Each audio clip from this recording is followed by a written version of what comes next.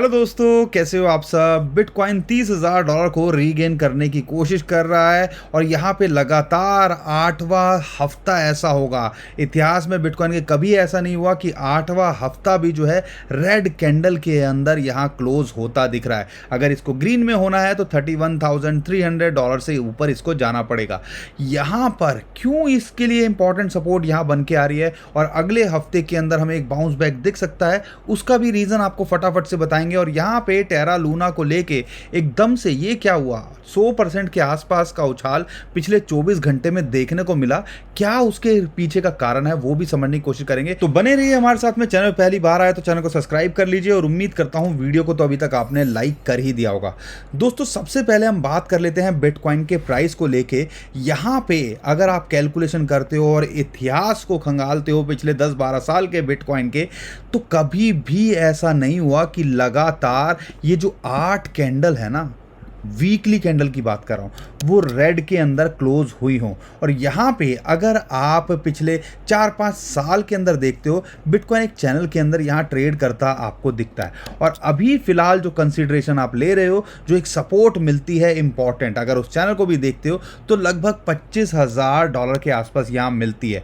अगर यहाँ इसके ऊपर मेंटेन करता है और पीछे का इतिहास देखते हैं, लगातार 8 हफ्ते से जो कभी नहीं हुआ, ये लगातार रेड कैंडल के अंदर क्लोज कर रहा है, तो एक एक्सपेक्टेशन जग रही है आने वाले हफ्ते के अंदर एक बाउंस बैक यहां से देखने को मिल सकता है। यहां पे दो इंपॉर्टेंट सपोर्ट हैं जो अभी हमें देखनी है।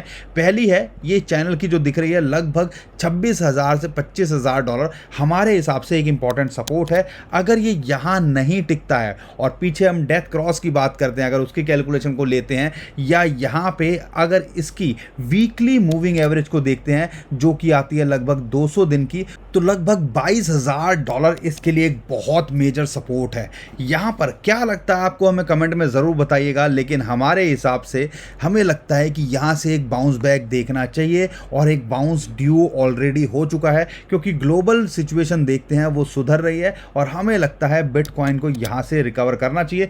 $30,000 के ऊपर अगर ये क्लोज करता है और शॉर्ट टर्म में देखते हो और टारगेट इमीडिएट देखते हो, तो 33 से $34,000 इसका पहला टारगेट हो सकता है और अगला टारगेट 37 से $38,000 के बीच में हमें दिखता है, जो कि होना चाहिए शॉर्ट टर्म के अंदर। अगर सपोर्ट की बात ऑलरेडी हम कर चुके हैं। तो दोस्तों, ये तो थी बिटकॉइन की बात। लेकिन टेरा लूना को लेके एकदम से ये क्या हुआ, 100% का लगभग उछाल पिछले 24 घंटे के अंदर देखने को मिला है। उसका रीज़न क्या है वो आपको जानना बहुत ज़रूरी है। और यहाँ पे लूना के साथ में UST के अंदर भी हमें जो है प्राइस इंक्रीज होता दिख रहा है।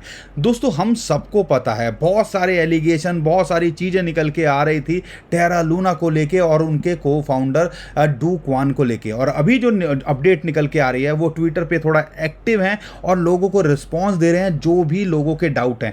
एक बड़ी चीज़ जो निकल के आई थी सबसे पहले कि टैक्स की चोरी हो की है इन्होंने, और उसके लिए उन्होंने जवाब दिया, कोरिया है जीरो क्रिप्टो टैक्सेस, कोरिया के अंदर जीरो क्रिप्टो टैक्सेस हैं और चीपर कॉस्ट ऑफ लिविंग है, not a major factor in my decision. और यहाँ पे हमने कोई भी इसके अंदर टैक्स नहीं चुराया है, हमारी कोई भी आउटस्टैंडिंग नहीं है, कोरिया के अंदर टैक्स की कोई लायबिलिटी नहीं है। तो लोगों को जब उन्हें लगा, आउटस्पोकन हुए हैं, तो लोगों के अंदर कॉन्फिडेंस आने लगा कि भैया यहाँ पे सामने आके वो सबके सामने ये बात कर रहे हैं। दूसरा बड़ा सवाल जो पूछा जा रहा था कि भैया यहाँ पर आपने अपनी कोरिया के अंदर जो है कंपनी क्यों डिसॉल्व की और यहाँ पे एकदम से उसके बाद हमें क्रैश देखने को क्यों मिला।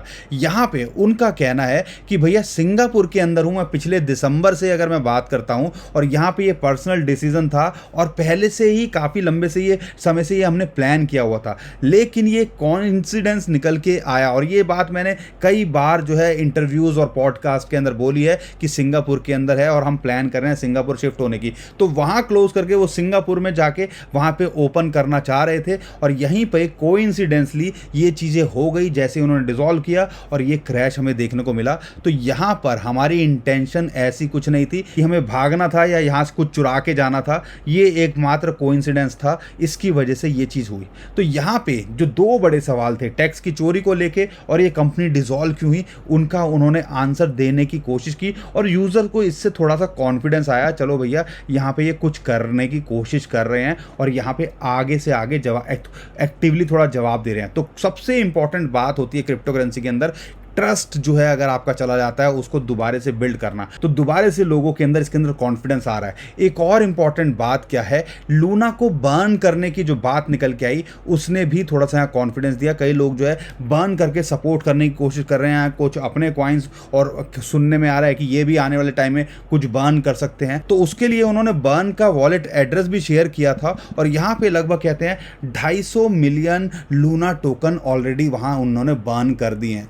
तो इसकी वजह से भी लोगों को थोड़ा कॉन्फिडेंस आया, बहुत सारे लोग इसके लिए पार्टिसिपेट भी कर रहे हैं। तो ये सारी चीज़ें हो रही हैं लूना को लेके, और इसकी वजह से जब कॉन्फिडेंस दोबारा लोगों के अंदर वापस आ रहा है, इसकी वजह से यहाँ पे हमें प्राइस का इंक्रीज देखने को मिल रहा है। साथ के साथ में अगर हम बात करते हैं, इन्होंने टेरा इकोसिस्टम को बचाने के लिए रिवाइवल प्लान 2 जो है वहां पे इन्होंने प्रपोजल शेयर किया था और उसके ऊपर अभी वोटिंग जारी है, और उसके अंदर भी उन्होंने अमेंडमेंट करी और जो पहले क्रैश से पहले के जो लूना होल्डर्स हैं उनको ज़्यादा बेनिफिट यहाँ देने की कोशिश की, और यहाँ पर ओवरऑल बचाने के लिए टेरा इकोसिस्टम को वो कोशिश कर रहे हैं। और अभी की बात करें वोटिंग, जो पहले सुनने में आ रहा था कि 90% था कि इनके अगेंस्ट में था, अभी जो चीज़ निकल के आ रही है ओवरऑल 70 to 80% इनके फेवर के अंदर है, और आने वाले टाइम के अंदर आपको नई चेन देखने को मिल सकती है। और अभी 4 दिन यहाँ पे बाकी हैं, आने वाले टाइम के अंदर अगर ये सब चीज़ें वोटिंग ओके होती है तो एक नई चेन देखने को मिलेगी और नया कॉइन देखने को मिलेगा जिसका नाम होगा लूना। और अभी जो ये कॉइन जो ट्रेड हो रहा है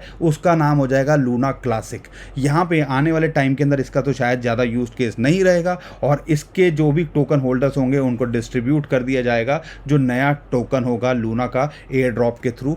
तो दोस्तों आपको क्या लगता है कमेंट में हमें ज़रूर बताइएगा। बाकी और सारी डिटेल के लिए हमारे टेलीग्राम ट्विटर को फॉलो कर लीजिए, बहुत सारी इंपॉर्टेंट इन्फॉर्मेशन होती है, अपडेट होती है जो हम वहाँ करते रहते हैं, कई बार यहाँ मिस हो जाती है। और हमारे चैनल पर पहली बार हो तो चैनल को सब्सक्राइब कर लीजिए, वीडियो को लाइक ज़रूर करके जाइएगा, यही हमें मोटिवेट करता है। अगर और कोई भी डिटेल आपको हमारे से चाहिए तो हमें कमेंट में ज़रूर पूछिएगा, हम कोशिश करेंगे उसके बारे में भी आपको जवाब देने की। अभी के लिए मैं बता लेता हूँ, खुश रहिए, मुस्कुराते रहिए, कमाते रहिए। आपका दोस्त पंकज, थैंक यू, नमस्कार, धन्यवाद।